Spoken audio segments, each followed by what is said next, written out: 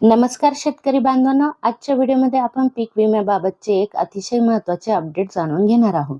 अनेक शेतकऱ्यांच्या मोबाईलवर सध्या लॉट क्रिएटेड बाय आयसी असा मेसेज येत आहे. हा मेसेज नेमका काय आहे, त्याचा अर्थ काय आहे, विम्याचे पैसे कधी मिळणार आणि कोणत्या जिल्ह्यांमध्ये प्रक्रिया सुरू आहे, याबाबतची संपूर्ण माहिती आजच्या या व्हिडिओमध्ये बघणार आहोत. सर्वप्रथम लॉट क्रिएटेड बाय आयसी म्हणजे काय हे जाणून घेऊया.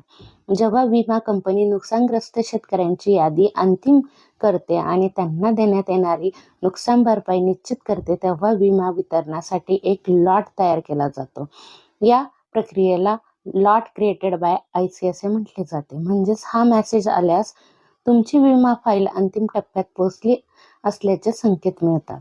हा मेसेज आल्यावर पुढील टप्प्यात विमा रक्कम बँक खात्यात जमा होण्यास सुरुवात होते.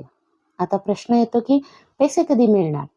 सध्या उपलब्ध माहितीनुसार ज्या शेतकऱ्यांना हा मेसेज प्राप्त झाला आहे त्यांना साधारणपणे 20 ते 22 जून नंतर विम्याची रक्कम खात्यात जमा होण्यास सुरुवात होऊ शकते.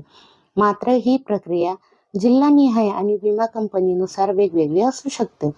विमा कंपन्यांकडून वितरण प्रक्रिया जलद गतीने पूर्ण करण्याचा प्रयत्न सुरू आहे, कारण नवीन हंगामासाठी शेतकऱ्याचा विश्वास कायम ठेवणे हे त्यामागचे मुख्य कारण आहे. सध्या काही जिल्ह्यांमध्ये विमा मंजुरीचे प्रमाण 80% पोहोचल्याचे सांगितले जात आहे.